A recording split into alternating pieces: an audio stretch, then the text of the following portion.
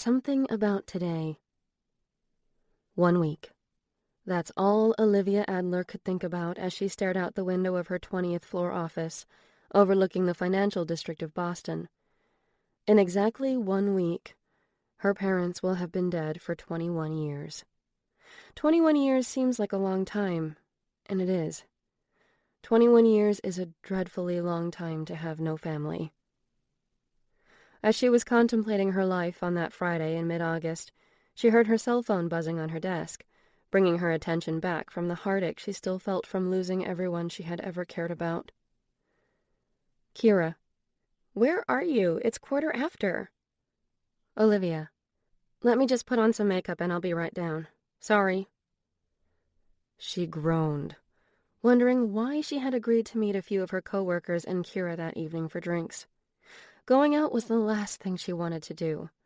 Most nights she preferred to stay at home, snuggle on the couch with her cat, and drown herself in a bottle of wine. It made her forget everything, even if just for a minute. Walking into the ensuite bathroom of her office at the posh wellness center she ran, she checked her reflection. For once, her dark curly hair was cooperating.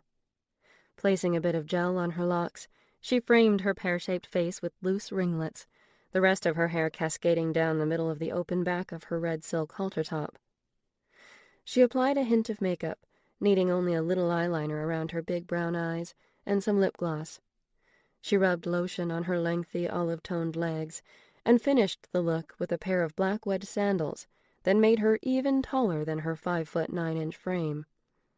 She glanced in the mirror one last time before grabbing her purse and running out of her office and into a waiting elevator.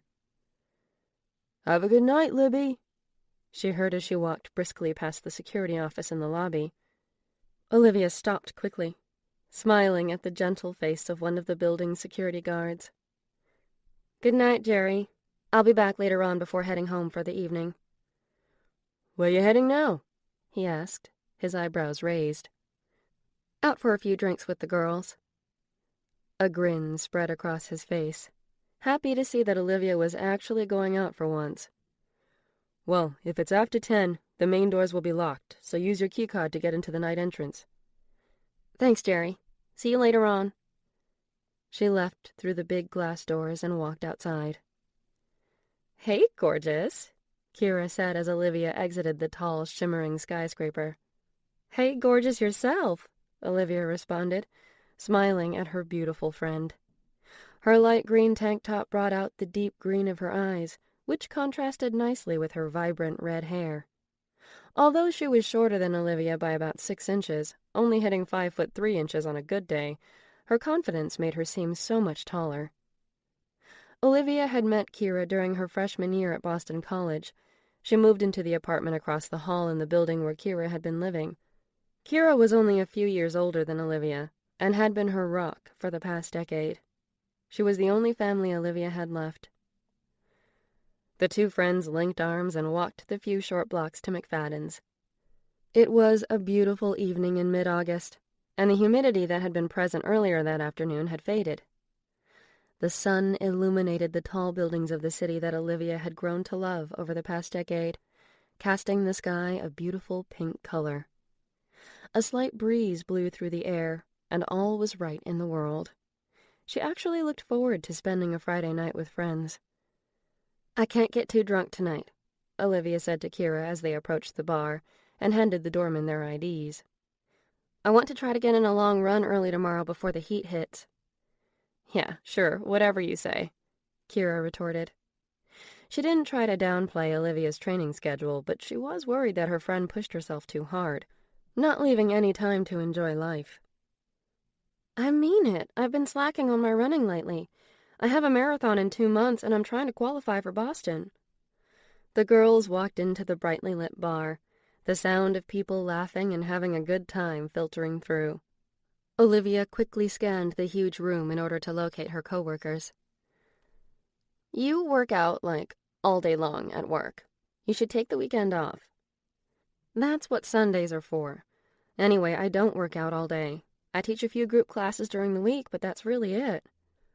Olivia spotted a few of the girls she worked with sitting on one of the many oversized couches that made up the trendy bar's decor, and quickly made her way through the packed room in the direction of the floor-to-ceiling windows overlooking the street. "Hey, you made it!" Bridget shouted at her, obviously a few drinks in. Bounding off the couch and nearly tripping over the coffee table, she pulled Olivia into a hug. "It's a bit creepy how similar you guys look," Kira interjected, eyeing Olivia's coworker and her nearly identical hair and eyes, although Bridget's complexion was more on the fair side. "You realize that, right?" "Yeah," Olivia replied dryly, pulling away from her friend. "Thanks for dragging her out," Bridget shouted at Kira, giving her a hug. "I saw Simon here. I think he was looking for you," Melanie, her other coworker, said, as Kira and Olivia sat down on the small velvet couch opposite Melanie and Bridget. "Why would he be looking for me?" Olivia asked, her irritation showing at the thought of running into him. I might have mentioned you were meeting us here. He came over to say hi, so I let him know that you were probably going to be here." Melanie pulled her blonde hair back before looking at Olivia, who was rubbing her temples. "What? Did I do something wrong?" she asked innocently. "No, Mel, it's okay," Olivia assured her. "I just didn't want to have to deal with this tonight," she explained. "Why not?" Bridget asked, sounding surprised. "He did hound you practically every day to go out with him when the construction company he was working for came to build that new studio room. I thought he was cute. I didn't think you'd ever say yes. What's the deal now? Are you guys not dating anymore?" "Miss Olivia doesn't date, remember?" Kira explained, laughing as she eyed her friend. "She has sex with guys while remaining hopelessly unattached." Her voice had a dreamlike yet condescending tone to it. "Kira!" Olivia playfully smacked her. "You make it sound like I'm a whore." "Oh, you're not a whore. Far from it. You just refuse to be in a relationship. With anyone."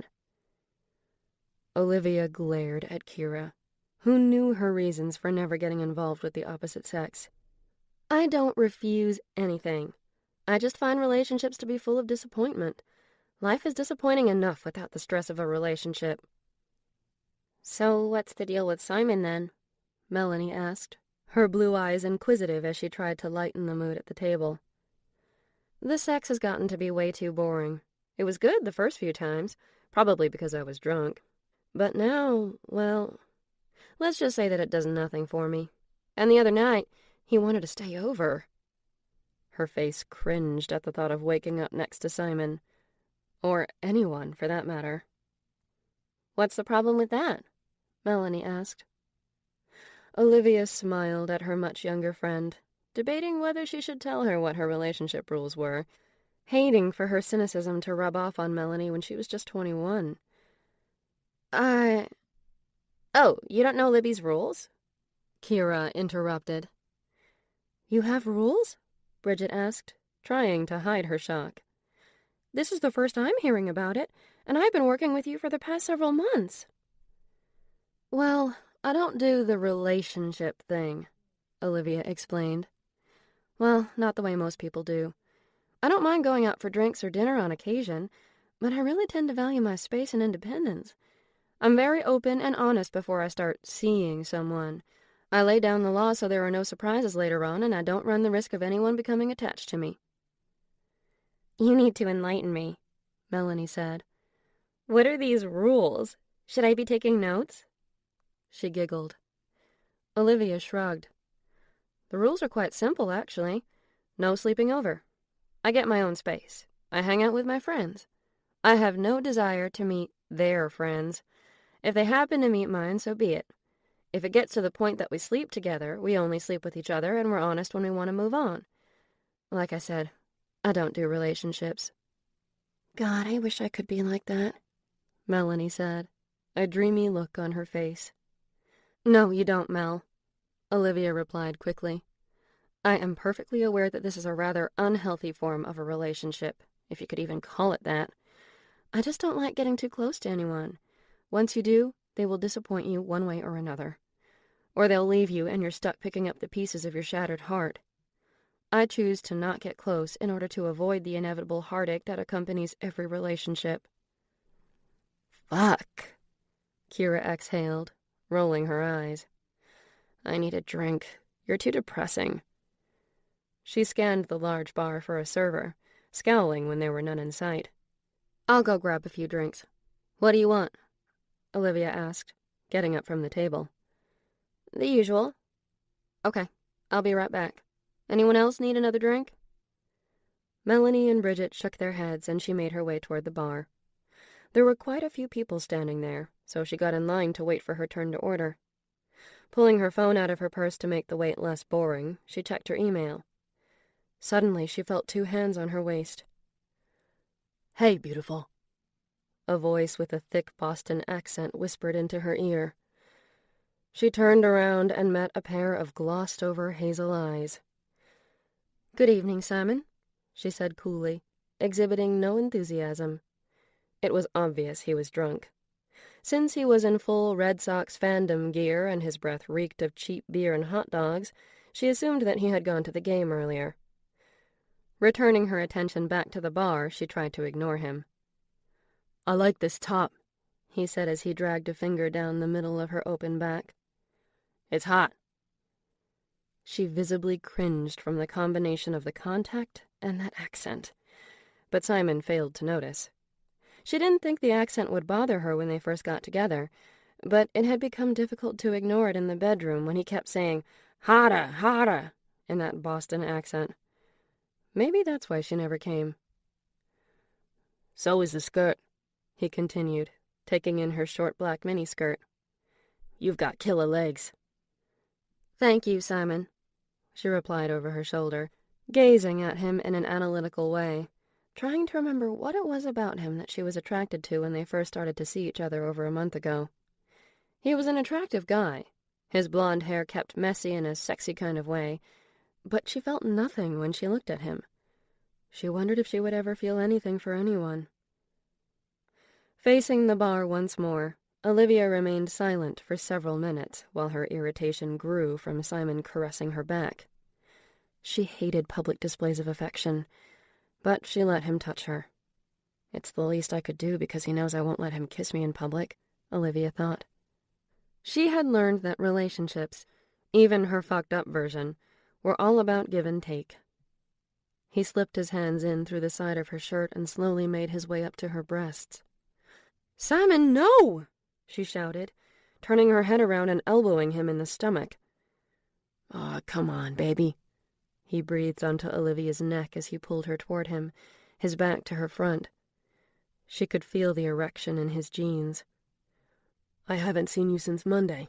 It's killing me. Let's get out of here." "I just got here." She pushed him away, ridding herself of his grasp. "I came here to spend some time with my friends, not with you." She nodded toward a bartender who was finally ready to take her order. "I'm going to get my drinks now if you're done groping me in public," she sneered. "Okay, Livy."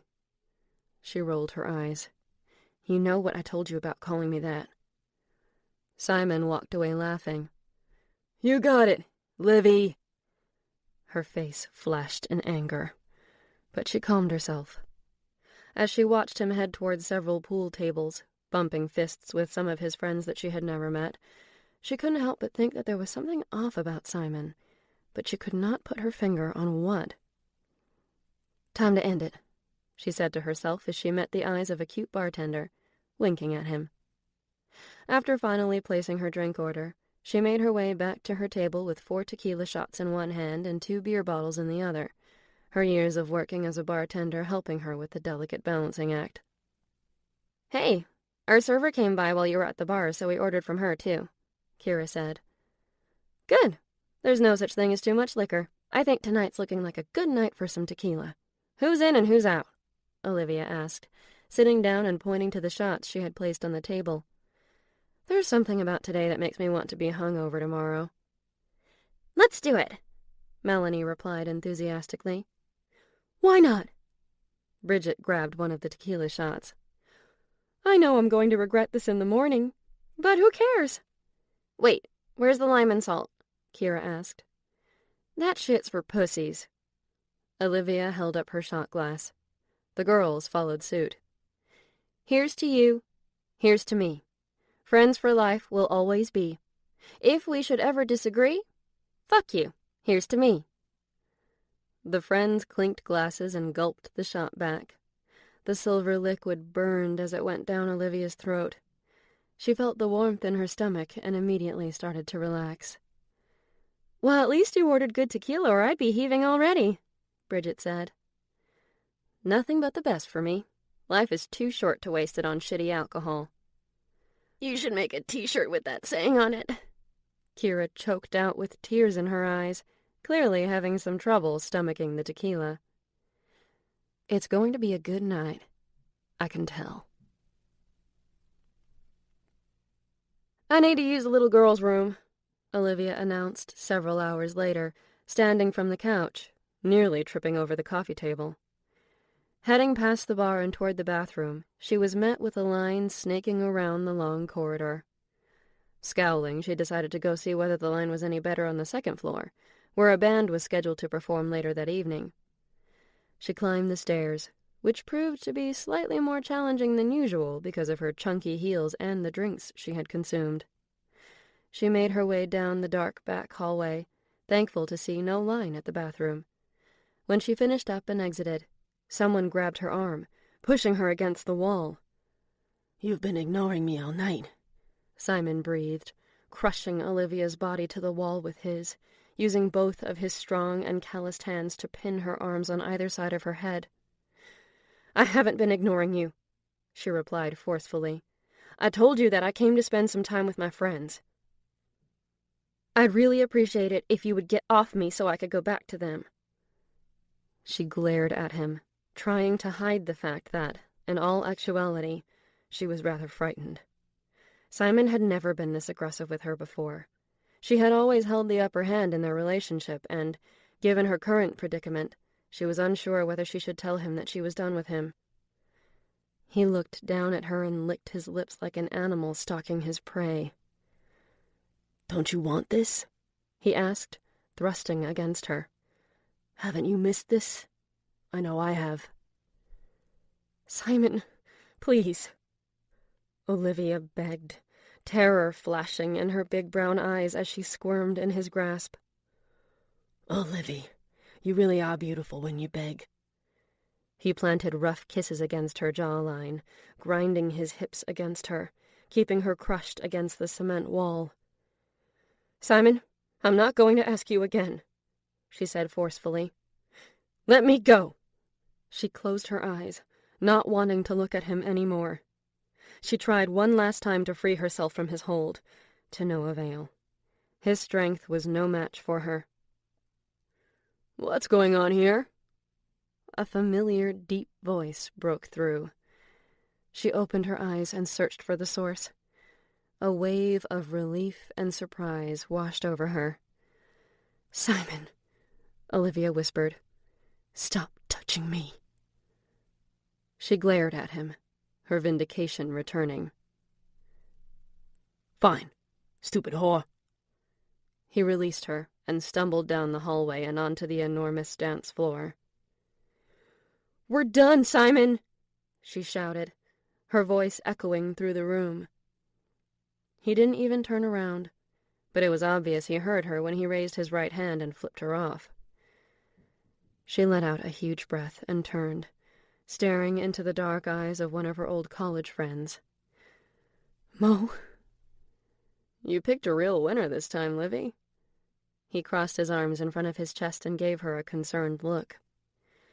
Yeah, I know. Olivia walked over to him and into his arms, happy to see him again. While she hated when people called her Livy, Mo was the exception to the rule. The only other person who ever called her Livy was her father, and Mo reminded her so much of him, right down to the name, Giacomo. Everyone called him Jack, but Olivia called him Mo. It's good to see you, Mo. Really good. It's been too long.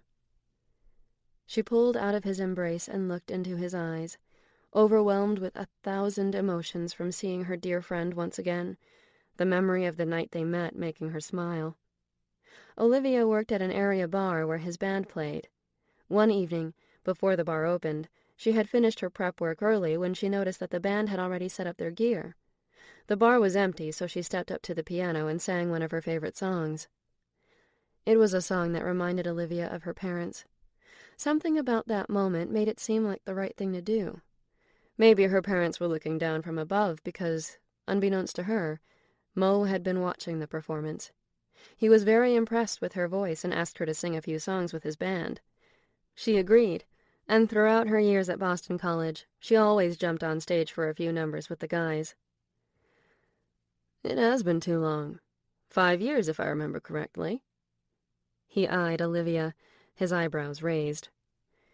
She lowered her head, feeling guilty for never getting in touch with him once she came back to the city, and for pushing him and everyone else away after graduation in the first place. I'm glad you're back in Boston, but please stop dating assholes like that. He placed his hand on her arm in an affectionate manner, his eyes beseeching her. You know, I think of you like a little sister, and the next guy that treats you like less than a princess, I'm going to have to kill him. I really don't want to go to prison right now. At least, not until the band performs tonight. He winked. You know I don't date, Mo. I know you don't, but that doesn't mean you shouldn't be treated well, no matter what your relationship is with someone. Just because it's not serious or long-term doesn't mean that you shouldn't be respected as the beautiful woman you are. Still teaching? Olivia asked in an effort to change the subject from her inability to have healthy relationships with people, something of which Mo was all too aware. Yep, I'm still teaching at the same elementary school, and instilling musical ability into the minds of our children on a daily basis. It pays the bills while I slim around on the weekends with the band, playing bars, he joked. You guys are playing tonight? She raised her eyebrows, surprised at the coincidence, although she was starting to think that it was more than just a coincidence. We sure are. He ran his hand through his dark hair. When did you get back into town? He asked, changing the subject back to Olivia. He knew her too well and was more than aware of all her tricks. I've been living here for a year now, she admitted. You've been back a year and never got in touch with me? I'm hurt. He placed his hands over his chest, faking a broken heart. I know. I'm a horrible friend. Well, I've known you were back, he confessed. Kira can't keep her mouth shut. She shook her head. She planned this, didn't she? He remained mute while Olivia glared at him. You have a terrible poker face. You know that, right? Mo shrugged. Come on, baby girl. Get back on stage with us. It'll make you feel better. He flashed his brilliant teeth, made even brighter against his olive-toned skin. Sighing, she thought about the last time she sat in with the guys. Her mind flashed back to that awful time in her life. Graduation. A day that was supposed to be marked with celebrations and smiles was, instead, a painful reminder of what it felt like to have everything ripped out from underneath her feet. Come on, Livy, he implored, grabbing her hands in his. It'll be good for you. You need to start playing again, and in front of bigger crowds than at open mic night. He raised his eyebrows at her. Of course. Kira must have told him about open mic. She totally planned this, she thought. Fine, she huffed. Don't do this, Olivia. You're shutting down again. You have to stop pushing everyone away. Hiding her eyes from Mo, she retreated from the hallway to find her friends. As she approached the stairs, she turned and met his gaze once more, sending him an apologetic look. But what if shutting down and keeping people at a distance is the only way I know? Chapter 2. A Good Night Turned Bad. Thank you! Mo shouted to a captive audience that had swelled in size over the last hour. Now, time for a little surprise. In the audience tonight is our good friend, Miss Olivia Adler. The crowd cheered at the mention of her name. Butterflies started to form in Olivia's stomach, nervous energy coursing through her body. Kira grabbed her hand, knowing that she still got nervous before she performed. "Those of you who have been following us for the past several years know that she used to sing with us. What do you all think about her getting up here to sing again?" The decibel level in the club skyrocketed, most likely due to the intoxication of everyone in attendance. Olivia walked through the crowd and climbed on stage, looking over the sea of people standing in the large, dark room that was illuminated only by the bright stage lights. The room was packed with hundreds of people, all standing shoulder to shoulder, enthusiastically cheering for her as she made her way to the center of the stage. Standing there, she wondered what had possessed her to agree to get on stage with Mo and the guys again. Taking a deep breath, she closed her eyes and shut everything out, finding her calm. A tranquil feeling finally enveloping her, she slowly opened her eyes and smiled as she walked up to the microphone. "How's everyone doing tonight?" she shouted to overwhelming cheers. "I think we're going to take it back a little bit. For those of you who came to watch us when we gigged at a great little bar called Scotch, this will bring back some memories." Looking back and meeting the eyes of their drummer, Dale, she said, "Hit it." The familiar sound of the Rolling Stones' honky-tonk woman filled the bar. Olivia looked over the crowd as she sang and saw Kira, Melanie, and Bridget enjoying the performance. The entire bar rocked out to their rendition of the classic tune. Losing herself in the song, Olivia felt oddly at peace for the first time in years. Even if for just a small sliver of time, she could forget about her past and live in the moment of the music, memories of her childhood flooding back. Growing up, her happiest memories revolved around music. She could barely remember her parents, but she did recall sitting with her mother at the piano in the great room, playing and singing together. Olivia's mother tried to teach her to play piano before she could barely walk. Even at a young age, there was something about certain melodies that spoke to her. To this day, she still felt music's calming effect. It almost felt as if she could be someone else for a short period of time. The band finished, and Olivia took a quick bow, thanking the audience for their enthusiasm. She was about to climb down from the stage when the crowd immediately started chanting her name. "Libby! Libby! Libby!"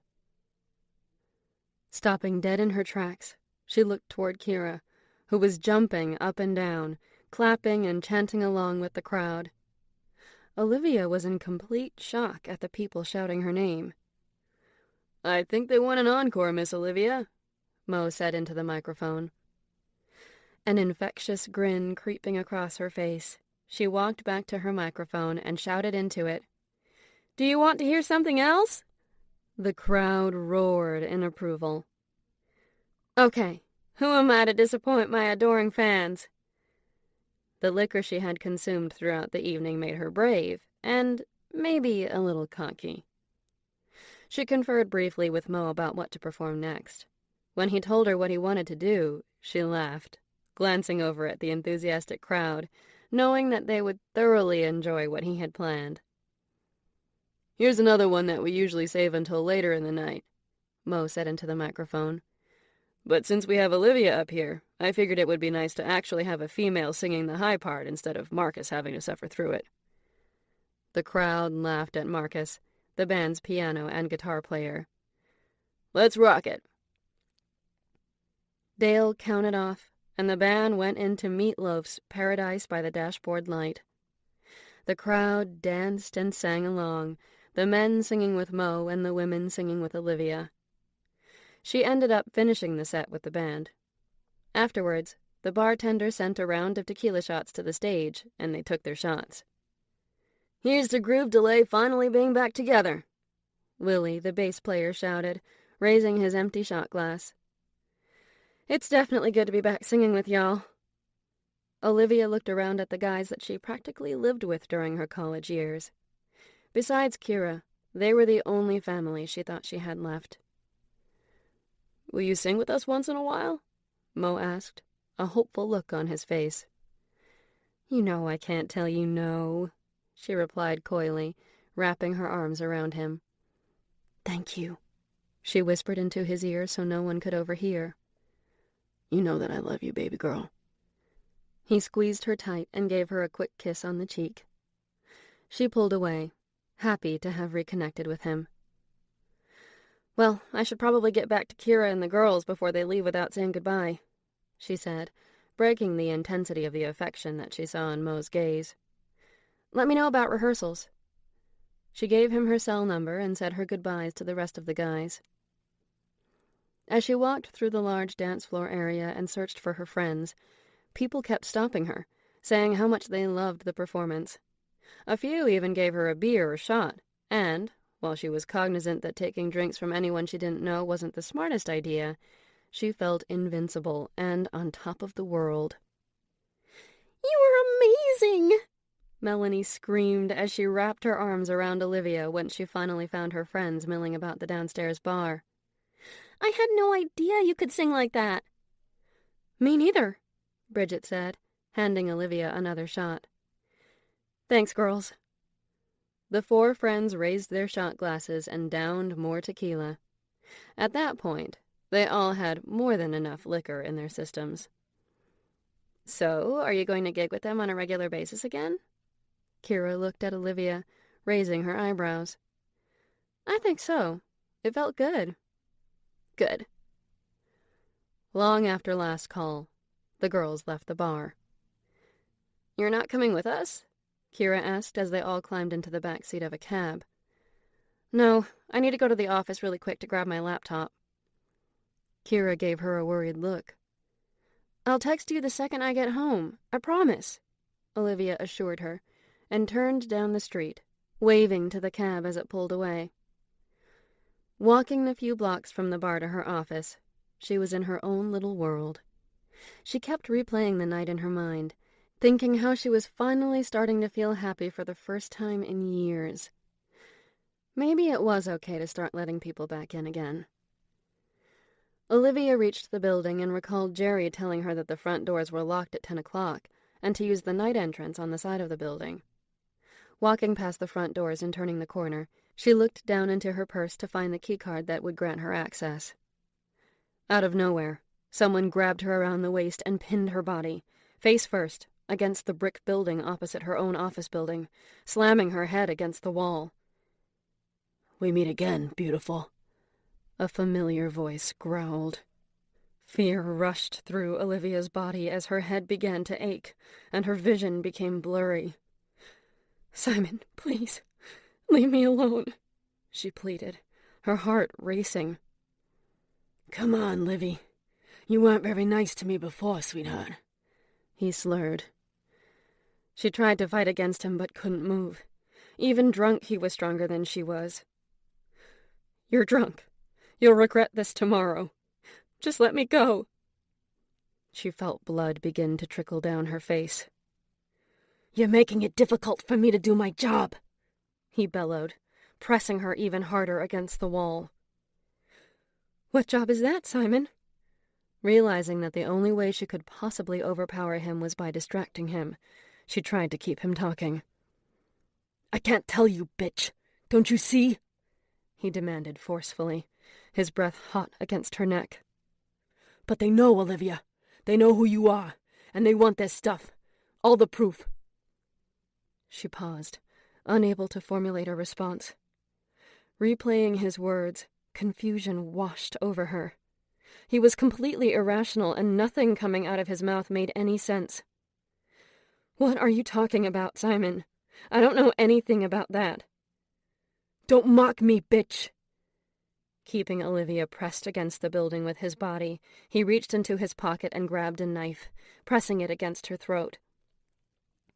Dread overwhelmed her when she felt the cold metal against her skin, tears streaming down her face. "Simon, please," she quivered. "I think you're mistaken. I don't know what you're talking about. I swear." He contemplated her words. The people he worked for warned him that she may not remember because it was so long ago. Then an idea came to him. It was a brilliant plan he was proud to have come up with, considering he was drunk. He knew it deviated from the plan he was told to adhere to, but he didn't care. If he couldn't get the information from her, at least he could get something for his troubles. "Well, maybe one last fuck will help you remember. And for once, it will be on my terms and not yours," he growled. "Simon, please." Tears started to flow more steadily from her eyes as he pushed Olivia's skirt up. "Someone might see you," she begged quietly, closing her eyes and hoping she would wake up and the entire evening would turn out to be a bad dream. Simon grabbed onto her panties and ripped them painfully from her body. She screamed from the shock of it. "You know I like a screamer, but now's not the time for that." He pressed one hand over her mouth, holding the knife against her throat with the other. Her entire body trembled under Simon's weight as she tried to squirm from his hold, her head throbbing and her stomach queasy. He easily outweighed her by 100 pounds, but he was drunk. All she needed was a few seconds to get away from him and run. She couldn't move her back or her arms, and her legs were useless. She opened her eyes, her vision slightly blurry, but all she could see was the brick of the wall he had pressed her against. Her face flashed red with anger, and she refused to let Simon get away with this.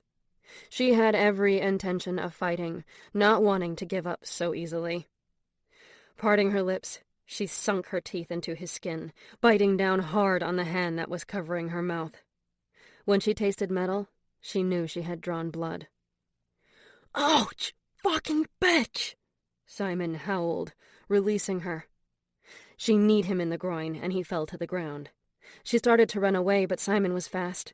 He reached his hand out and grasped onto her ankle, pulling her to the ground, her cries becoming desperate and loud from their struggle. With her free leg, she kicked him repeatedly. Finally landing a hard blow to his head, he released his hold on her other leg. He moaned in pain, clutching his head as blood streamed down his face. Olivia quickly raised herself off the ground, desperate to get away from him, and fled onto State Street. She frantically ran down the cobblestone sidewalk, crying out for someone to help her. The silence around her was deafening as fear consumed her body, her hands shaking. The normally busy street was barren, the last of the bar patrons long gone for the evening. The clouds in the sky created an ominous feel. All of the buildings were eerily dark. Streetlights dimly illuminated each corner, casting shadows on the vacant street. As she tried to find someone to help her, she heard a noise coming from the direction of the night entrance, and she started running again, adrenaline coursing through her entire body. She wasn't sure where to go, but she knew that she didn't want Simon ever touching her again. Chapter 3. Penance. In the early morning hours of a Saturday in mid-August, Alexander Burnham found himself walking from his penthouse apartment on the waterfront to his office building in the financial district. He had trouble sleeping, which happened from time to time, so he decided to head into the office to check in on a few of his security operations. He had been awoken earlier by a dream that he hadn't had in years.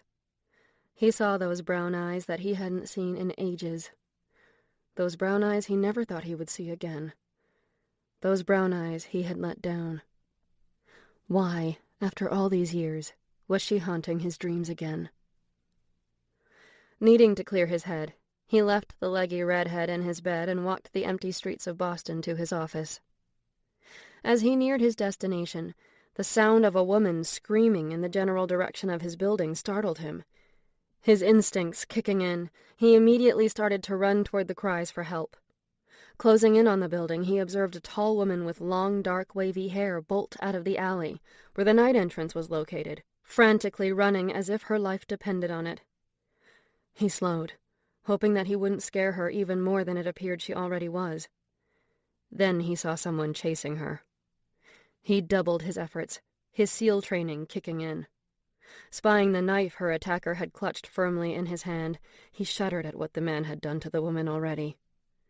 Within seconds, he caught up to him a block away from his office building and quickly incapacitated him, knocking him to the ground. Hearing a commotion behind her, Olivia glanced over her shoulder and saw a man in a gray suit attacking Simon, punching him repeatedly. She stopped abruptly, her heart racing and her breathing labored. She sank to the ground, shaking and relieved to have gotten away. Adrenaline still coursed through her veins, but she was exhausted and couldn't take another step. Curiously, she watched as the man in the suit restrained Simon with a pair of zip ties. She wondered why he would need to carry such an item with him. Turning his attention away from the man, Alexander walked over to the frightened woman as she sat on the ground, trembling against a storefront. "Are you okay?" He stared into her big brown eyes, stilling momentarily. This must be a trick, he thought. He had just seen those eyes in his dreams, and here he was, staring into what appeared to be the same eyes. He could recall only one girl ever having wide brown eyes like those, and she was long gone. He had given up hope years ago. "I think you might be in shock. I'm just going to place my jacket around your shoulders. You're shaking." Olivia remained speechless as he removed his suit jacket and took a few steps toward her, gingerly placing it around her back. She felt his hands linger on her shoulders for a brief second, and a tingling sensation permeated her body. Completely dumbstruck, she met his beautiful green eyes, a calm feeling overtaking her. He stepped back again, and Olivia was unable to take her eyes off his 6'5" frame. She knew her reaction was completely inappropriate, considering Simon had just attacked her, but she couldn't control it. She couldn't remember ever being so attracted to someone. He smiled in a comforting manner, bringing attention to the boy-like quality of his face. She licked her lips, staring at his muscular torso, soft little tendrils of dark hair escaping from the top of his crisp white button-down shirt. Her eyes made their way lower, her breathing increasing as she ogled the dark gray pants that fell nicely from his hips. Olivia all but forgot about Simon's attack as her eyes returned to meet his. There was a smirk on his face, which fell into a different sort of look. Maybe compassion and something else, like he was searching his brain for a piece of information that was missing at a crucial moment. "I'm sorry. I'm usually so careful. I don't know what happened." Hey, he said, kneeling in front of her. "You don't need to apologize." His voice was soft but firm. "I know, but I was stupid to not have my keycard out and ready to go." She touched her head and felt blood. "Do you want to file a report? I can have a detective come and meet us up in my office." Olivia gazed at him, a look of hesitation apparent on her face. She had just been attacked outside of her office building by someone she thought she knew, and now a total stranger asked her to go with him, alone, to his office. "I'm one of the good guys, I promise," he assured her, noticing her reluctance. "You can trust me," he whispered. Her brain flashed back, recalling those words from a childhood memory. She didn't know why, but she believed him. "What do we do about him?" she asked, gesturing toward where Simon lay on the sidewalk, unconscious and restrained. "I'll take care of him." He fished his cell phone out of his pocket and punched a button on it. "Martin, it's Burnham. I need you to send someone down around the corner of the night entrance on State and detain the individual you see restrained. Please call Detective Wilder and escort her to my office the moment she arrives. There has been an incident outside the building this evening." He immediately hung up and turned to face Olivia. "My office is in that building," he said, indicating the same building where her office was located. "I can take a better look at your head, too." She nodded. "Okay.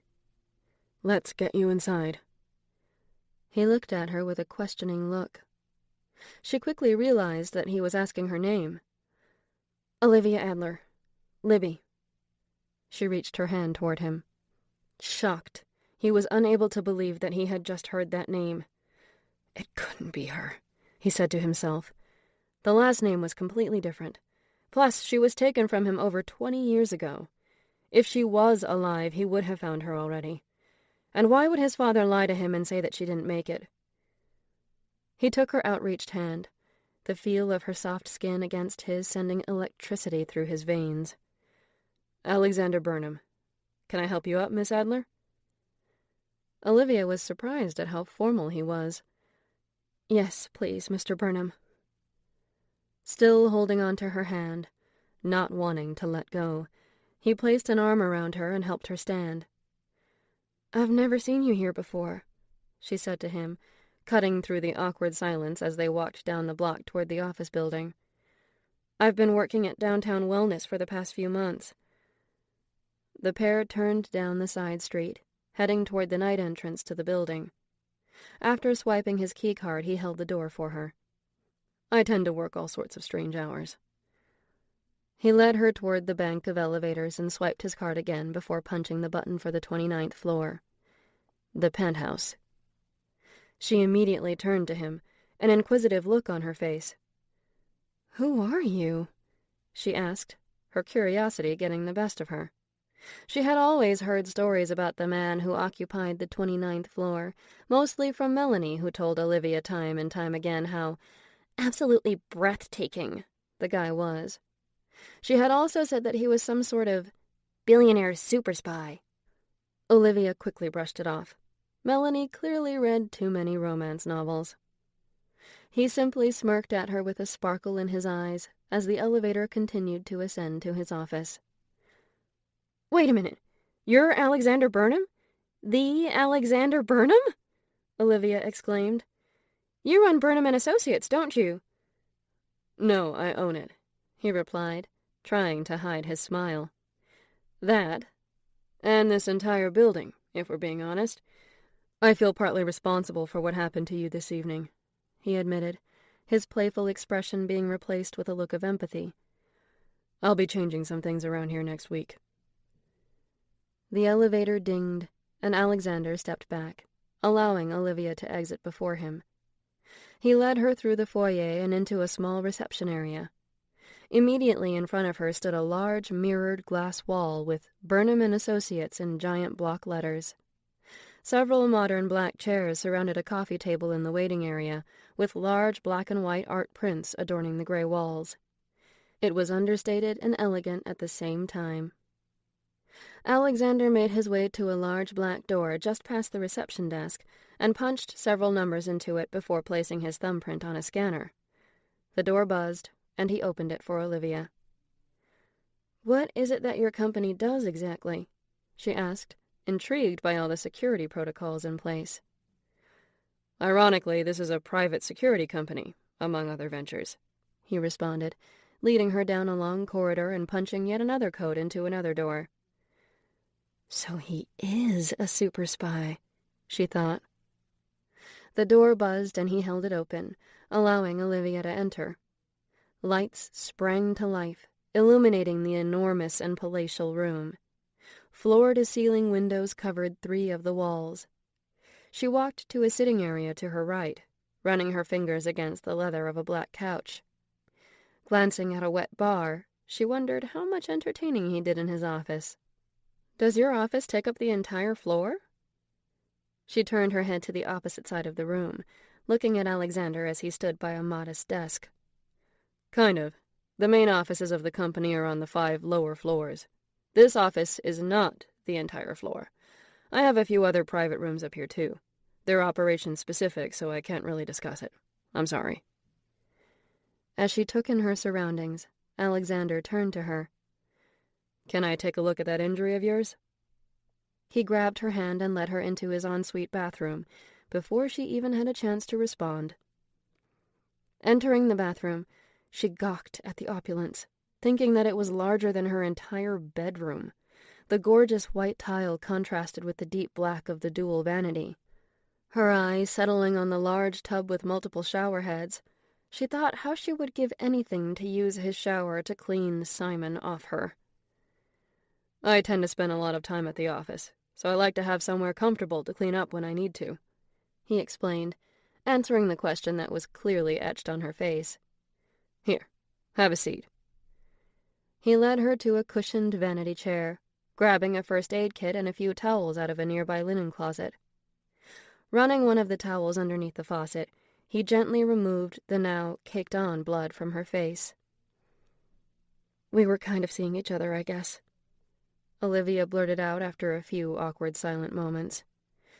"It wasn't serious, but tonight I told him that I was done with him.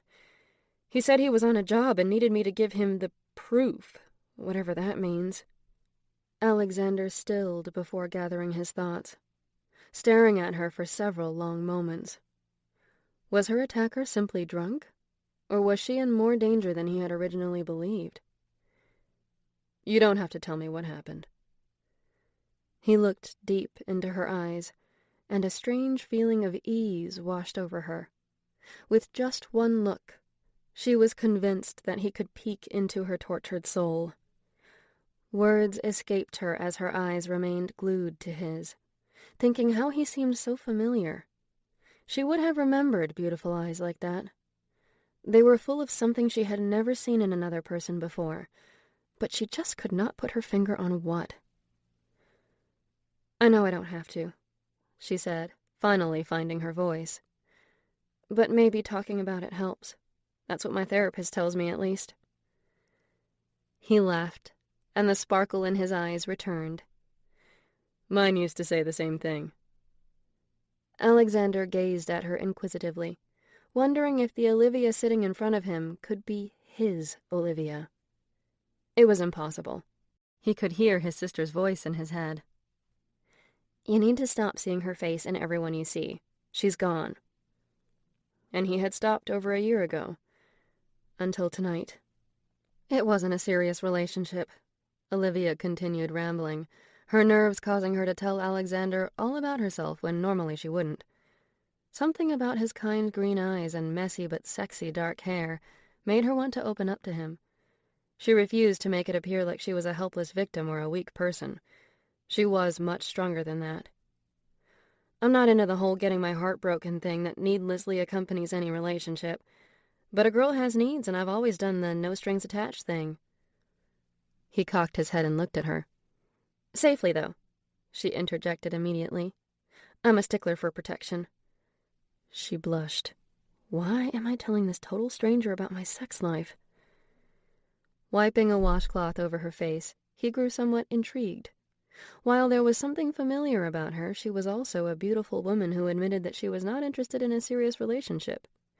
She would most certainly suit his needs as well. "I have no idea why I'm telling you all this," she blurted out.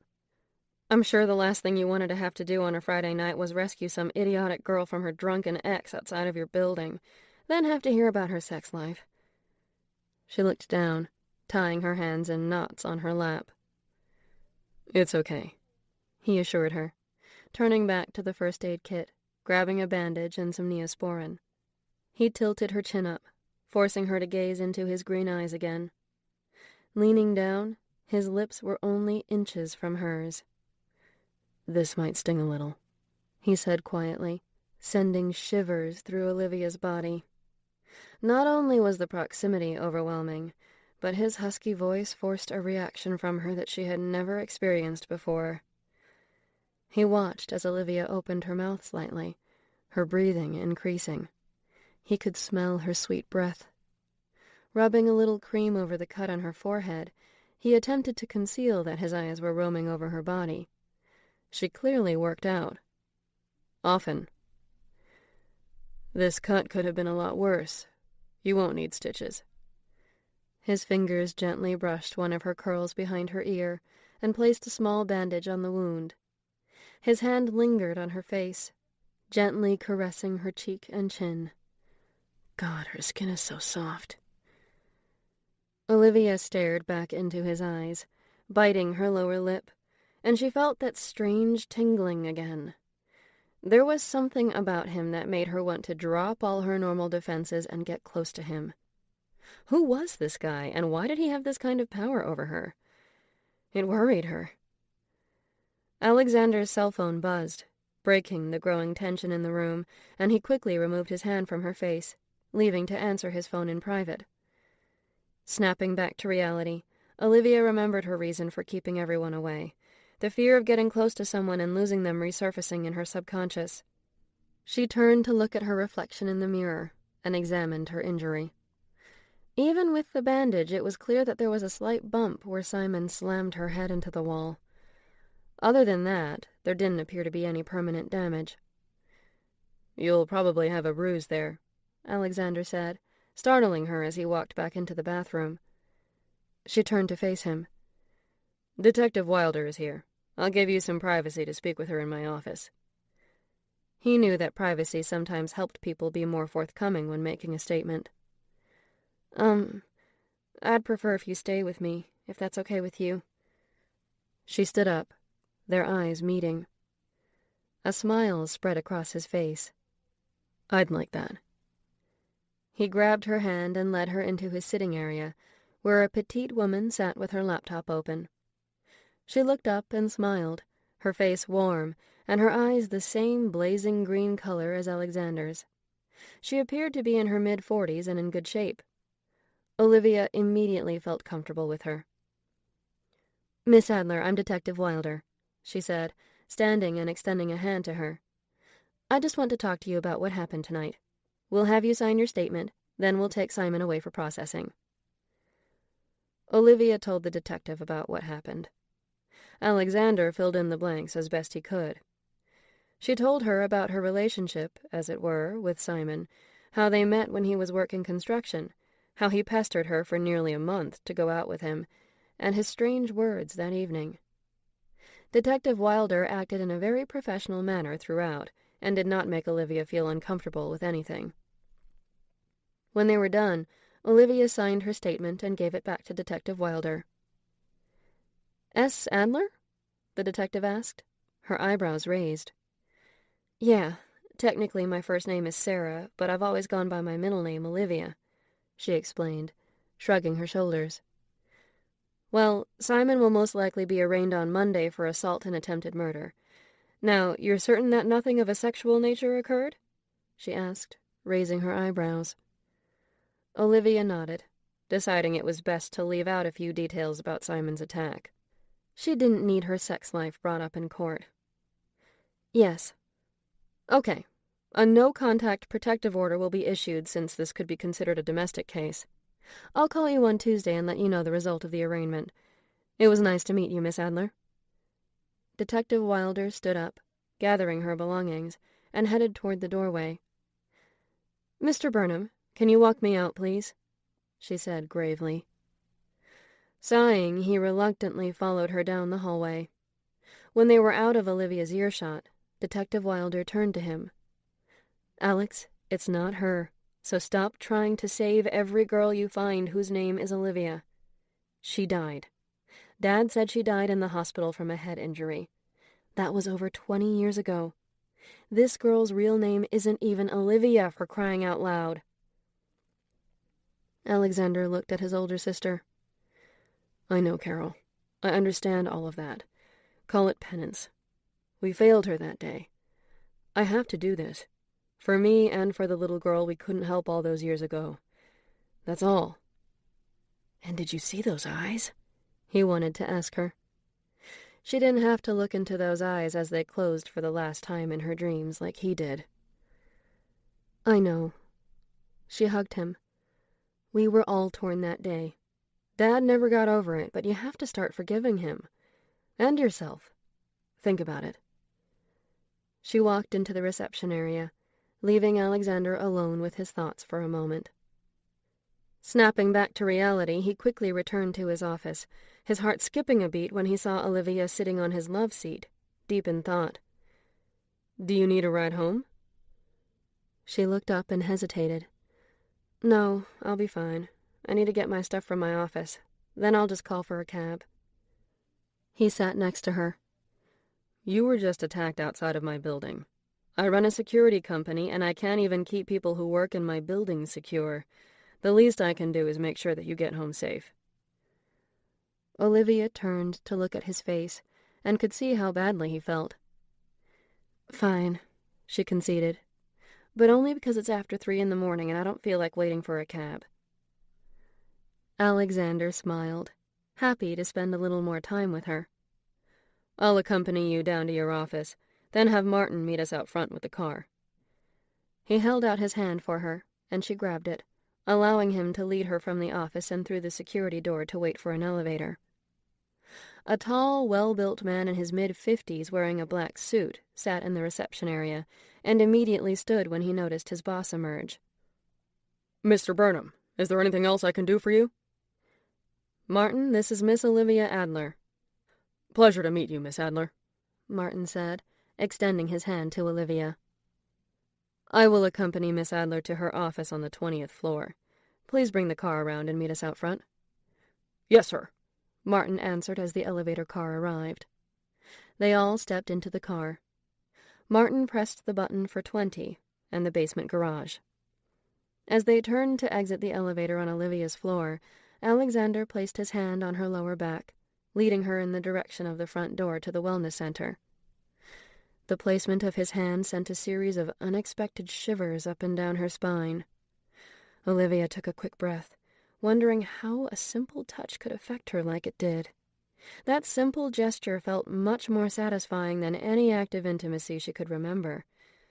Turning her head in his direction, she noticed him exhale very slowly before their eyes met. She thought that maybe she had the same effect on him. Then she remembered that they had just met.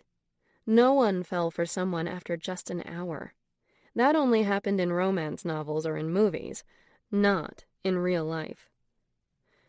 "This is where I work," she said as Alexander followed her through the center and down a corridor to her office. "Well, technically this is where I deal with paperwork. When I'm instructing, I'm in one of the studio rooms. I'll just grab my stuff and we can get out of here." She kept rambling while Alexander silently stared at her, loving the way her mouth caressed certain words. He couldn't believe how breathtaking she was. There was something stirring within his depths, other than the obvious arousal. It was something more. Walking around her office, he glanced at various motivational prints containing words of encouragement that were hung on her walls. That wasn't what he was interested in. He wanted to get a sense of her personality. He stopped when he reached a medal rack containing close to 50 medals, clearly from a variety of marathons and half-marathons. "Wow," he said in astonishment. "Run much?" Olivia laughed nervously. "You could say that." "I'm impressed." "So you must be important to have a police detective at your beck and call at 3 o'clock on a Saturday morning," Olivia joked as she gathered her laptop and other items she needed for the weekend. "Well, actually, she's my older sister. She helps me out from time to time." "Ah, I see. Ready to go?" He nodded and followed her back down the hall to the bay of elevators. Once a car arrived, it whisked them to the bottom floor, where they exited through the night entrance. Noticing her reluctance to return to the scene of her attack, Alexander grabbed her hand, trying to comfort her. Looking deep into her brown eyes, he whispered, "You're safe with me. I promise. You can trust me." There was that phrase again. You can trust me. Olivia searched her brain. Why was it so familiar? The pair walked onto the main road where a black Escalade waited. Alexander helped her into the back seat of the car before running around to the other side and climbing in beside her. After Olivia gave Martin her address, he turned the car onto the empty Boston streets and drove toward the back bay. Reaching his hand across the seat, Alexander grabbed Olivia's and squeezed it, surprising her. She turned to look at him and he gave her a small smile. She didn't pull her hand away as she normally would have, savoring in the warmth of his flesh on hers during the short ride to her brownstone on Commonwealth Avenue. When Martin pulled up outside her house, Alexander quickly exited the car and ran around to open her door for her. He grabbed her bags and led her up the front stairs, placing his hand on her lower back again. Reaching her door, she turned and met his eyes once more. "If you hadn't shown up..." She trailed off, the memory of Simon holding a knife to her throat returning after being blissfully absent for the past hour. "I don't want to think about what could have happened if I didn't show up when I did. I guess my insomnia paid off tonight. He reached for her face and caressed her head where her injury was. He flashed back to a summer at the beach house and a young girl falling down on the rocks, cutting her head. She had to get stitches that day. His eyes wandered briefly to the other side of her forehead and noticed there was a very slight red scar underneath her hairline. Coincidence, Alex. It's just a coincidence. Well, thank you, Mr. Burnham, Olivia said, grabbing her bags from him. She hated awkward situations like this. She wondered what the proper protocol was for saying goodbye to someone who just, literally, saved your ass. After a brief pause, he placed a gentle kiss on her forehead where the old scar was. People only have to call me Mr. Burnham in the bedroom, he whispered in her ear. She gasped, her eyes growing wide. He smiled, rubbing his thumb over her bottom lip. Call me Alexander. For now. He winked as he pulled his hand away from her face. She immediately felt sad at the loss of contact. And if you need anything, please call me. If you're scared or worried or just need someone to talk to, don't hesitate to call. I don't sleep much as it is, so I would welcome the distraction. He reached into his pocket and handed her his business card. I'll keep that in mind. She turned to enter her house. Miss Adler, Alexander said, causing her to spin around and stare back into his eyes again. He didn't want her to walk out of his life just yet. Yes? He hesitated briefly. He contemplated asking her out, but, like Olivia, he didn't date. He fucked. That was it. It was a pleasure meeting you. I do hope our paths cross again, but under better circumstances. Olivia had no idea what to say to that. She simply nodded her head and turned to enter her house. Alexander watched her close the door, amazed at how different his evening had turned out from where it began. Earlier, he had gone out for a drink and ran into Chelsea, an old friend that he had hooked up with from time to time over the past decade. The tall redhead helped him forget everything for a few hours. He had been in total control of everything. That was what he needed. It was what he desired. Control made him happy. After that day all those years ago, he had decided to always be in control from then on. But now, after meeting Olivia, he was slowly starting to lose control over his own emotions. He wanted to get to know her, even if she didn't turn out to be his Olivia.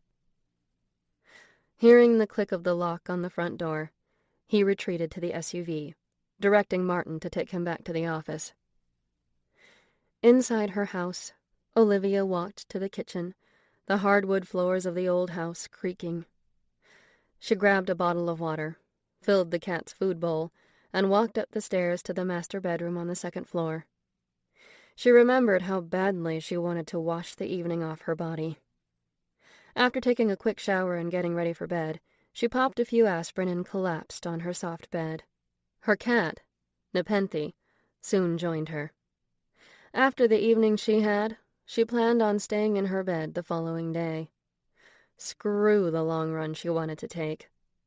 She sent Kira a quick text, letting her know she was home, before setting her cell phone on the charger. Olivia drifted off to sleep fairly easily for once, and dreamed of beautiful green eyes. On the other side of town, Alexander entered his office and unlocked the wall safe. For the first time since his father was killed over 5 years ago, he took out an envelope addressed to him, instantly recognizing his father's handwriting. He debated opening it. He sat, staring at the letter all night, scared of what his father's last words to him would reveal. Chapter 4. An Unexpected Surprise. Sweetheart, hurry up! We need to get a move on! A young Olivia's mother shouted at her as she grabbed a few last things from her summer home. Olivia didn't know why they had to leave so quickly. They usually didn't leave their beach house until after Labor Day. Her mother said it was an emergency and that she had to be a brave girl. But she was only 6 years old. Olivia sat in the back seat of the car, playing with Mr. Bear, her favorite stuffed animal, as her father sped away. Her mama must have been tired from all the packing because she was asleep in the front seat. The car merged onto the interstate, and her father became more relaxed, although he checked the rearview mirror more than he usually did. Out of nowhere, a dark SUV pulled up behind their car. He tried to accelerate, but his sedan was no match for the SUV, which was steadily catching up. His face remained calm, a staple of his CIA training. He was no longer trying to save his family. He was protecting his assets. "I love you," he said to his wife. He turned around, his face neutral, trying not to scare Olivia in the back seat. "We love you very much, Livy." Olivia didn't look up from her bear. "I know." Suddenly, a car slammed into them from behind. Olivia's head snapped hard against the seat in front of her, and she slipped into unconsciousness. "Hey, Olivia, we need to get out of here, okay?" A boy woke her up as she tried to unbuckle her seatbelt. Gazing into his green eyes, she realized that she knew this boy somehow. He always called her Olivia. "My mama and papa," she cried, remembering that there was a crash and her head hurt. She hoped her parents' heads didn't hurt too. "I know, but this is an emergency and you have to be brave," the boy pleaded with her. "Okay, I'll be a brave little girl." She reached out her hand and he pulled her through the shattered car window. Although he was not very strong, he picked her up, running as he carried her to safety. As he did, Olivia noticed her uncle looking into the passenger side of the crashed car, a scared look across his face. "I don't feel so well," she said to the boy. The world spun around her. She didn't know what was going on. "I know. We're going to get you help. We're going to protect you, always, Olivia. Nothing bad will ever happen again. You can trust me." And then nothing. Black. Emptiness. Olivia woke up with a start, shaking and gasping for air. It had been so long since she'd had that dream. It was always the same.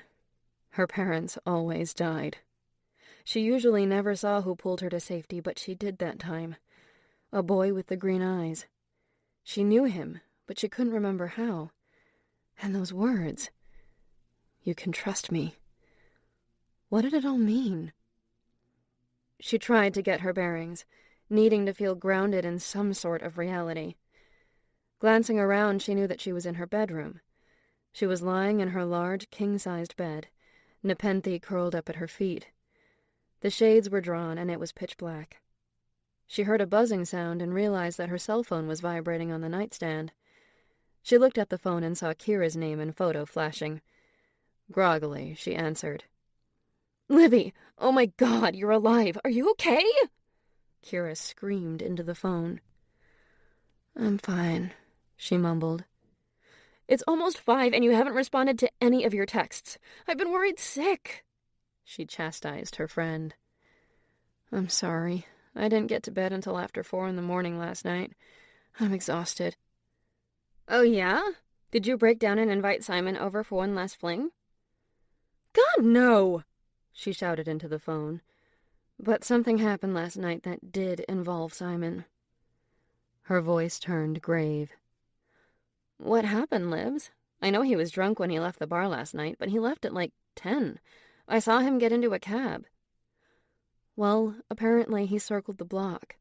When I went to get into my office building after I left the bar, he was waiting by the night entrance and—" She trailed off, at a loss about why he would leave the bar just to return later on. Something didn't add up. "What happened? Are you okay?" "I'm fine, just a little shaken up. He attacked me. It was so weird. I'm such an idiot. I'm just lucky I got away, and that a guy who works in my building saw me being chased and caught him." "So he kicked Simon's ass for you?" Olivia laughed, thankful that her friend had lightened the mood a little. "He definitely did. I didn't get too close of a look at Simon, but he was unconscious, so—" Who was this mystery man? Kira interrupted. Just someone who works in my building, she said quickly, not wanting to get into any details about the gorgeous man she met the previous evening, a charged feeling enveloping her just thinking about him. Listen, I'm starving. Want to come over for a girls' night? I'll order some Chinese. We'll pig out. Fine, but I swear to God, if you order anything with tofu, I'm no longer your friend. Olivia laughed. Okay, pick up some wine on your way over, please. I think I'm out. Give me a half hour to take a bath. She hung up and walked downstairs into the kitchen, grabbing her binder full of various takeout menus and finding their favorite Chinese bistro. Thankfully, they delivered. 20 minutes later, after a nice, relaxing bath, Olivia was lounging on her couch on the first floor of her house, dressed in a pair of black yoga pants and a green tank top, when her doorbell rang. It couldn't have been Kira. She had a key and usually just let herself in. Glancing at the clock, she knew that the food wouldn't be arriving for at least another half hour. Curious, she got off the couch, walking across the large, airy living room and into the hallway. Looking out the peephole, she wrinkled her eyebrows in bewilderment when she saw a man holding a bouquet of flowers. She opened the door and thanked him, searching for a clue as to who they could be from. "Who sent you flowers, girlie?" Olivia heard Kira shout from down the street as she turned to head back inside. "I don't know," she replied, walking into her house, leaving the door open for Kira. She placed the vase on the kitchen island and found the card that was with the beautiful floral arrangement of calla lilies and yellow tulips. She opened the envelope and tried to hide her excitement. "Just wanted to send you something to brighten your day and help you forget about last night. Yours, ATB." A smile crept across Olivia's face as she read the card, her heart racing as piercing green eyes flashed through her memory. "Who is ATB?" Kira asked, peering over Olivia's shoulder. "He's the guy who kicked Simon's ass last night," she replied dismissively, grabbing the Willamette Valley Pinot Noir from her friend. "I can tell there's definitely more to this story than what you've been telling me. I mean, look at the type of flowers he sent you." She toyed with the breathtaking and lavish arrangement. "I have no idea what you're talking about. Why does it matter what type of flowers he sent?" Olivia found a corkscrew and quickly opened the bottle of wine. "Libs, he sent you yellow tulips and calla lilies. Calla lilies mean beauty, and yellow tulips symbolize hopeless love." She fluttered her eyelids, a dreamy look on her face. Olivia rolled her eyes and handed her a glass of wine. "Please don't read too much into the flowers. He probably just had his secretary send them or something." They made their way into the living room, which was separated from her kitchen by a simple archway. Olivia loved the open floor plan of her home. It was an old brownstone house, but she had updated it with her modern and simplistic style. "He helped me last night and just wanted to bring a smile to my face today. That's all." They sat down on the couch, and Olivia turned on the television, hoping to distract her friend. "So, what was he like? Based on that stupid grin on your face, there's definitely something you're not telling me." Olivia glanced at her friend and couldn't help it. "He's the most beautiful man I have ever laid eyes on," she blurted out. "Oh, Livy!" she exclaimed, hugging her and nearly spilling both of their glasses of wine. "You're actually attracted to someone. I didn't think this day would ever happen." "Hey, I've been attracted to guys before. I don't just sleep with anyone. They've got to be good-looking." She took a hearty sip of her wine, needing some liquid courage to get through this conversation. "Yeah, but it's easy to have sex without feeling any connection to someone. Hell, that's all you've ever done. And there's a difference between finding someone good-looking and finding them attractive. You can be good-looking and not be attractive. Being attracted to someone isn't just digging them on a physical level. It's something more. It's opening your soul to someone, letting them in, telling them your hopes and dreams and fears, letting them know the real you. I know you have trouble with that, Libby, but don't you want to have that connection with someone so you know you're not all alone in this fucked up world?" Olivia considered her older and wiser friend's words, knowing that she was right. but all she had ever known was her solitary life. "He sent shivers throughout my body every time he touched me," she gushed. "I had no idea what was going on. Maybe it was because I was just attacked by Simon and he came to my rescue. Maybe I've got, like, Stockholm Syndrome or something," she joked. "Libs, Stockholm Syndrome is when you get kidnapped and want to bone your kidnapper. You definitely don't have that. What you've got is a bona fide crush on a man." She oozed excitement over the thought. "So tell me." She crossed her legs, turning to face her. "What happened after he kicked Simon's ass?" Olivia proceeded to tell Kira all about Alexander taking her to his office, patching up her head, calling a detective to take her statement, and then driving her home.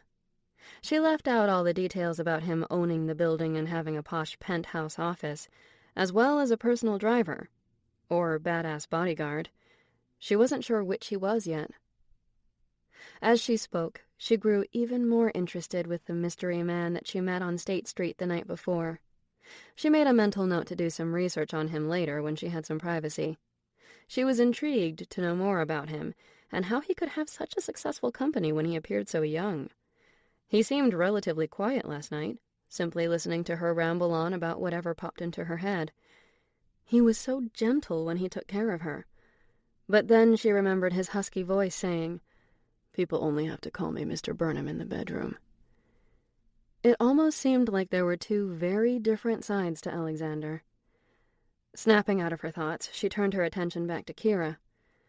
"He left his card with his cell phone number and told me to call if I ever wanted to talk." "You should call him!" She bounced up and down on the couch, an infectious smile on her face. "Come on, do it right now so I can hear his voice too." She giggled. "I think after my last failed relationship," Olivia said, using air quotes around the word relationship, "I'm off men for a bit. Maybe the whole no strings attached thing isn't such a smart idea anyway. When I don't get to know the person, I am blind to whatever propensities they have, you know?" She paused for a moment, gauging her friend's reaction. Kira didn't have to say anything. Olivia knew precisely what she was thinking just by looking at her eyes. Kira was happy that her friend had finally realized her approach to relationships had been anything but healthy. "Anyway, I don't want to talk about this anymore," Olivia said, breaking the growing tension in the room. "Let's rent a cheesy movie and drink wine, okay?" "Okay." Kira relaxed into the couch. Their food arrived a few minutes later. They watched a few chick flicks, drank a bottle of wine, and ate almost half of the Chinese feast Olivia ordered. At midnight, Kira left to go home. Olivia, however, was wide awake, having slept most of the day away. So she did what she had wanted to do all night. She grabbed her MacBook out of her bag, powered it up, and typed Alexander Burnham into the search engine. She was surprised at the magnitude of hits, her heart thumping in her chest as she started to get an overall picture of the beautiful man with green eyes. Alexander Burnham dropped out of Harvard after a semester and joined the Navy. He eventually passed SEAL training and had been deployed on a variety of special ops around the world. After his father died 5 years ago, he left the Navy to take over his security company at the age of 24. He was able to use his SEAL training in building his company into one of the foremost private security firms in the world. His firm provided security and military services across the globe. Its contractors had trained local militaries in Iraq and Afghanistan, as well as Africa and South America. In addition, its contractors often provided protection services for key staff members traveling abroad and domestically, as well as protection of important natural resources, such as the oil fields in the Middle East. Apparently, it also assisted various government and private entities in conducting certain classified operations, which Olivia deduced was a nice way of saying covert and clandestine services. Further, his company had recently expanded its services to include military aviation support, offering medical evacuations and armed air escort to any location. In addition to its vast overseas presence, his company provided security for a wide variety of clients on domestic soil, from dignitaries to celebrities. What caught Olivia's eye was the amount of pro bono work his firm did, offering their services, including new identities, to victims of a variety of crimes. He had offices all over the country and abroad, although he made the Boston office his home. All that, and he hadn't even hit his 30th birthday. Her research showed that he was successful and compassionate at the same time. It was a unique combination of qualities that most men she came across didn't even come close to possessing. Sighing, she got up from the couch and looked at the flowers he sent, reading the card again. She was about to put it back into the envelope when writing on the back of it caught her eye. "Please call me. Anytime." Smiling at the thought that perhaps he did send the flowers himself, she glanced at the clock in the kitchen, observing that it was after 1 in the morning. She debated calling him, but what would her reason have been for doing so? Maybe to thank him for sending the flowers? That would sound ridiculous. Shrugging it off, she closed her laptop and went upstairs to settle into bed. Her mind raced, thinking about Alexander Burnham. She closed her eyes and imagined what it would be like to have a relationship with someone who genuinely cared about her. She recalled all of Alexander's accomplishments, and her subconscious instantly told her that he was so far out of her league. He was beautiful and successful. While Olivia was attractive enough, she was still trying to figure everything out. Her past haunted her. She had trouble just making it through the day sometimes. She didn't have anything to offer a relationship. She wouldn't even know how to act in a relationship. With that thought, sleep enveloped her.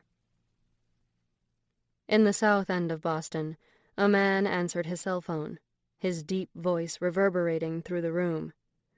"Donovan. Donovan. It's me, Simon," he said nervously. "I thought I made it rather clear that you were never to call this number.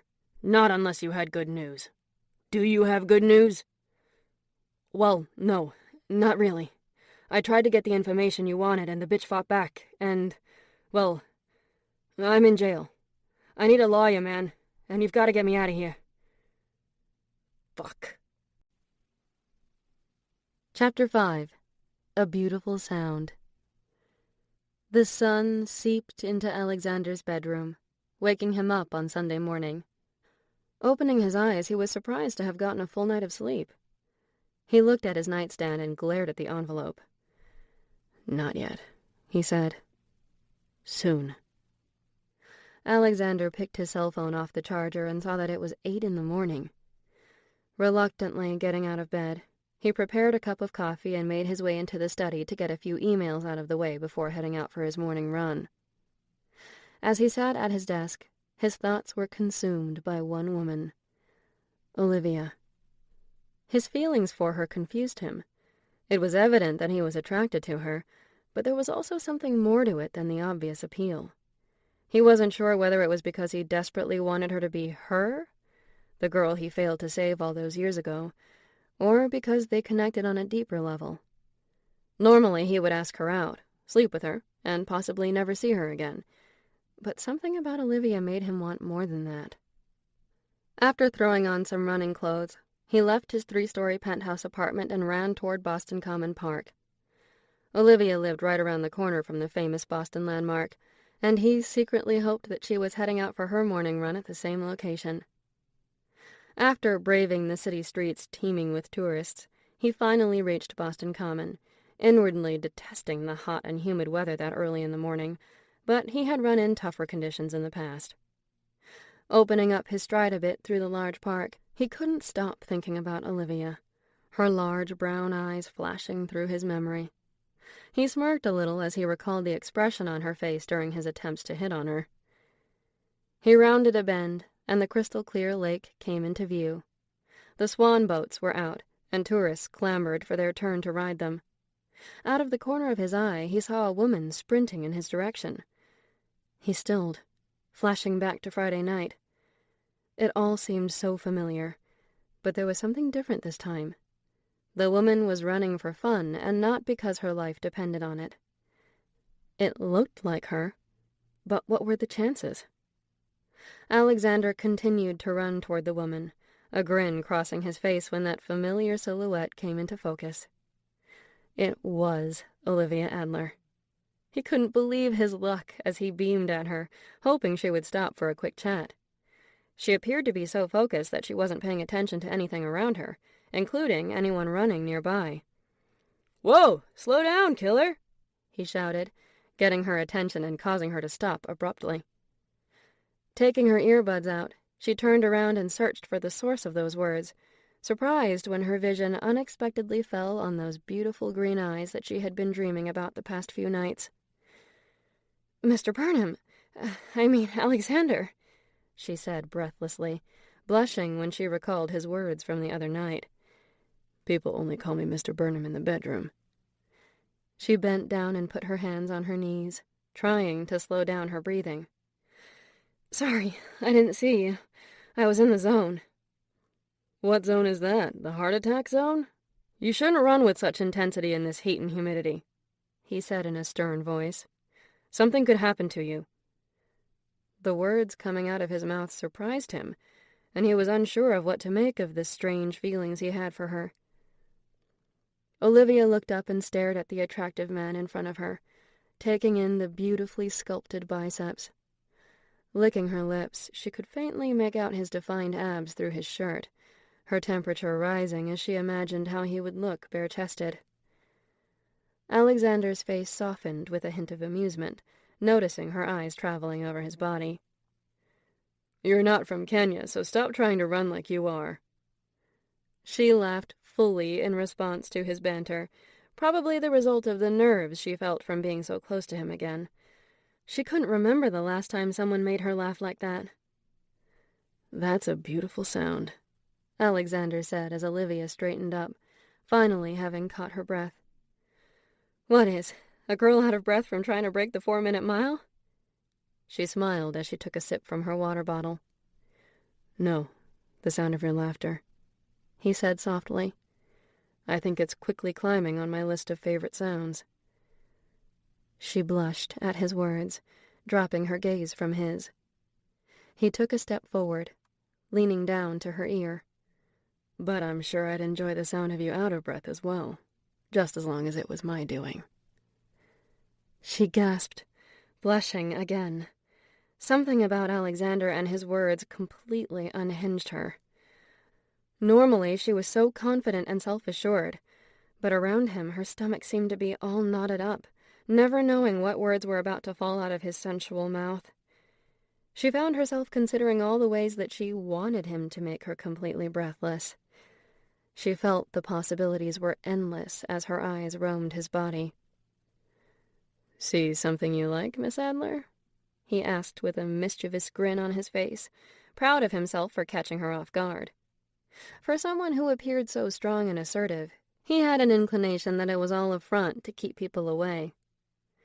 Avoiding his eyes and his last statement, Olivia turned, her vision settling on the lake. "This is one of my favorite spots in the city," she said, surveying the swan boats as they floated through the park. She was desperately trying to ignore the desire that had begun to flow through her body, particularly after his previous comments. "I couldn't decide whether to run the Charles River today or come to the Commons." "Well, I'm glad you went with the latter." She glanced at him and was met with his dazzling smile. There it was again, that electricity between them. After an awkward moment of silence, she felt that she needed to say something. "Thank you for the flowers." She crossed her arms in front of her body. "I thought about calling you last night, but it was 1 a.m. and I didn't want to disturb you," she explained nervously as she stood not even a foot away from him, staring into his keen eyes. His proximity was overwhelming. "I told you to call me any time, and I meant it." His voice was soft and endearing as he closed the distance between them, their bodies almost touching. Olivia could smell his aroma of sweat, body wash, and a unique scent that she assumed was just him. A slight breeze ruffled through the trees, causing a few wayward curls to fall in front of her face. Alexander gently tucked a curl behind her ear, and she immediately became self-conscious, not wanting him to be turned off by her flushed complexion or her sweaty body. She had no idea why he affected her like he did. She never found herself completely speechless in front of the opposite sex before, but something about him made all thoughts quickly disappear, prohibiting her from forming a coherent sentence. She couldn't put her finger on it, but there was something about him that made her want to get to know him better, and there was part of her that felt as if she already did. "Well, I should finish my run," she said, breaking her gaze from his and taking a step back, hopelessly wanting to keep her distance. "I'm planning to head to Beer Works for the game later," she explained. "Oh? You're going to the game today?" He peeked up. This was turning into a golden opportunity for him. "I hadn't planned to. I just love the atmosphere by Fenway on game day. And I love the watermelon ale at Beer Works, so it's a win-win." Olivia took another drink of water. "I have Red Sox season tickets.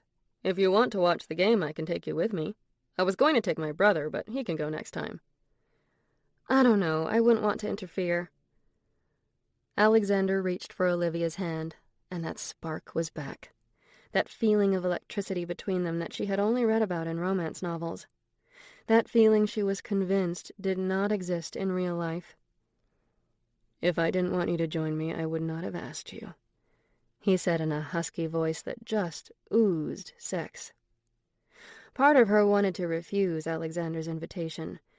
Yes, he was sexy as sin, but going out together, alone, scared her. She secretly wanted to invite him over so she could fuck him and get him out of her system.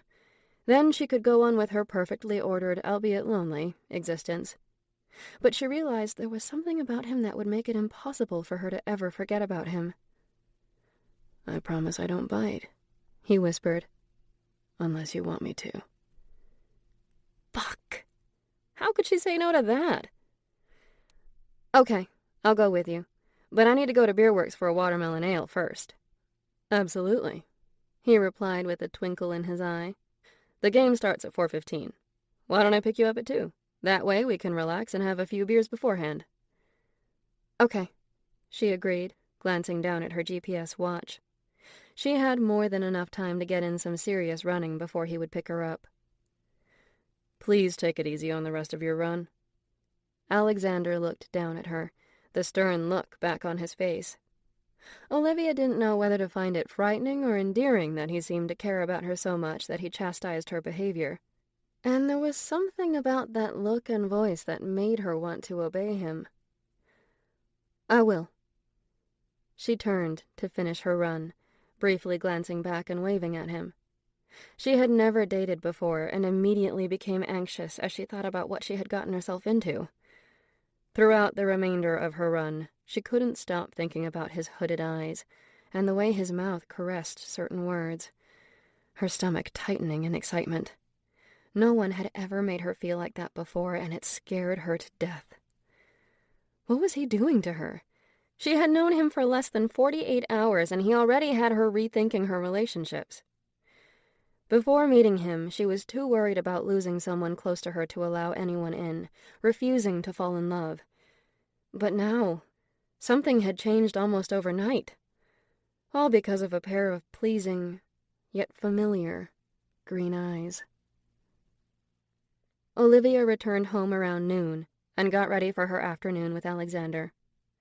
After showering and going through the tedious process of straightening her thick, curly hair, she headed downstairs to the kitchen and prepared a quick spinach and quinoa salad.